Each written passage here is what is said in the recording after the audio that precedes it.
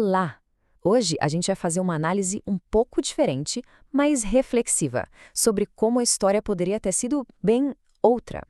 Não se trata de mudar os fatos, mas de repensar a estratégia por trás das grandes ideias.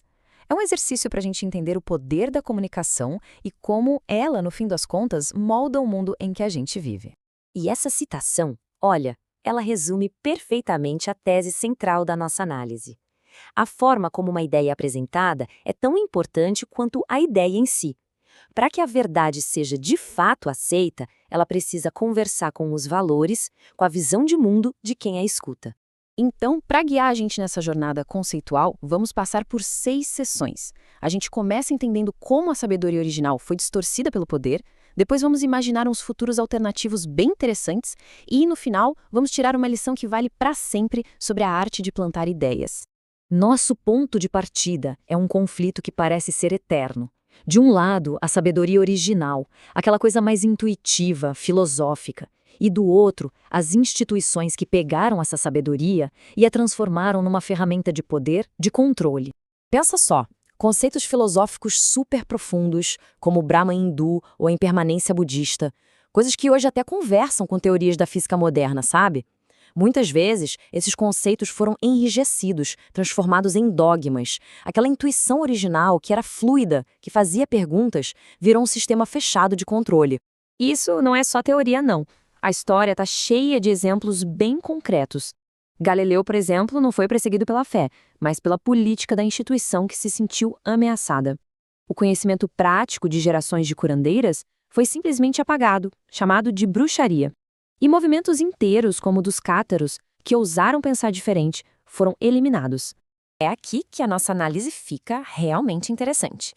Vamos fazer um exercício de imaginação. E se Galileu, sabendo exatamente o sistema de valores que ele estava enfrentando, tivesse adotado uma abordagem completamente diferente? O ponto-chave aqui, e isso é muito importante, não é sobre enganar ou mentir. É sobre ter uma estratégia de comunicação sofisticada, o que a gente poderia chamar de engenharia social. Em vez de bater de frente, a ideia é usar a própria estrutura, a própria linguagem da instituição, para promover a mudança por dentro. Imagina a cena. Em vez de chegar com dados que contradiziam a doutrina, Galileu poderia ter chegado como uma revelação divina. Ele poderia ter apresentado suas descobertas não como uma correção, mas como uma prova de que a criação de Deus era ainda mais gloriosa.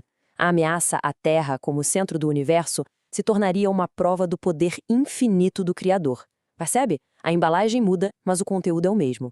Agora, vamos pensar nas consequências disso. O que aconteceria se a ciência moderna não tivesse nascido de uma briga, mas de uma parceria com a maior potência institucional da época? Onde a gente estaria hoje? Esse slide aqui mostra de um jeito incrível os dois futuros possíveis. De um lado, o nosso, com séculos de conflito. Do outro, uma sinergia poderosa. Imagina só, a igreja financiando observatórios em vez de inquisições. A exploração do espaço seria vista como uma missão sagrada para entender a grandeza da criação. É bem possível que a gente estivesse séculos à frente na nossa jornada científica. E essa é a lição central do nosso experimento com Galileu. A verdade de que a Terra gira em torno do Sol era a mesma nos dois cenários. A diferença entre ser perseguido e ser patrocinado não estava nos fatos. Estava na forma como eles foram comunicados. Ok, a gente viu o caso da ciência. Agora, e se a gente usasse essa mesma lente, esse mesmo e se, para olhar para outra grande repressão histórica, a do conhecimento e da espiritualidade que eram associados ao feminino?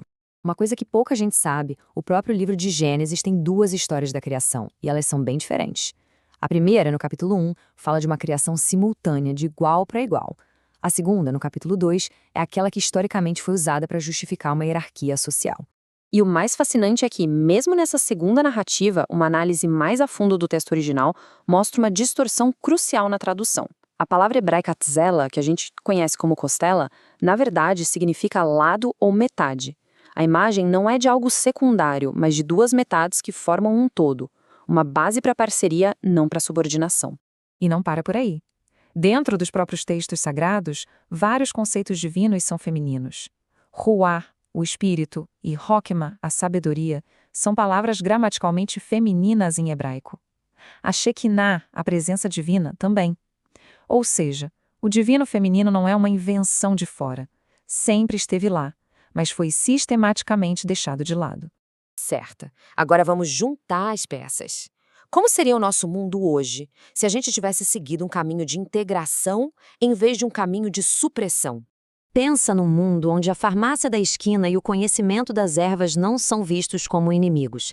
Se as curandeiras tivessem sido integradas e sua capacidade de curar fosse vista como um dom, a gente teria hoje um sistema de saúde que une a sabedoria ancestral com a ciência mais rigorosa.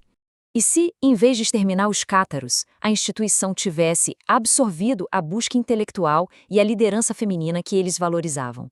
Teríamos um cenário filosófico e social muito mais rico, talvez com modelos de governança mais colaborativos e menos hierárquicos. E esse gráfico aqui, ele deixa isso muito claro. Uma civilização que sistematicamente reprime o conhecimento e a liderança de metade da sua população está, por definição, operando com metade da sua capacidade, metade da sua sabedoria, metade da sua criatividade. E para fechar o círculo e voltar lá no começo, com Galileu, nesse nosso mundo reimaginado, o contato com vida extraterrestre não seria uma crise de fé. Seria a confirmação final daquele argumento do nosso Galileu alternativo, de que a criação divina é infinitamente maior e mais magnífica do que a gente jamais ousou sonhar. Então, no fim de tudo isso, o que a gente leva para casa? Qual é a conclusão prática, a lição que fica dessa nossa viagem contrafactual? O ponto crucial é este: a verdade por si só não basta. Para que uma ideia transformadora realmente floresça, ela precisa ser plantada no solo certo, usando a linguagem e os valores que aquela cultura já entende e respeita. É a diferença entre uma semente que morre no asfalto e uma que cria raízes profundas. E essa frase aqui resume a falha daquelas instituições que a gente analisou. Elas tinham o título de guardiães da verdade, de representantes do divino, mas a conduta delas, marcada pela supressão e pelo medo, mostrou que era só uma fantasia de poder. Legitimidade de verdade vem da ação, não de um título. E para terminar, eu deixo uma pergunta no ar. Olhando para os nossos desafios de hoje, da crise climática às desigualdades sociais, quais verdades, cheias de dados e evidências, não estão conseguindo gerar a mudança que a gente precisa? Será que o problema não é a verdade em si, mas o fato de que a gente ainda não encontrou a embalagem certa, a história certa para contar?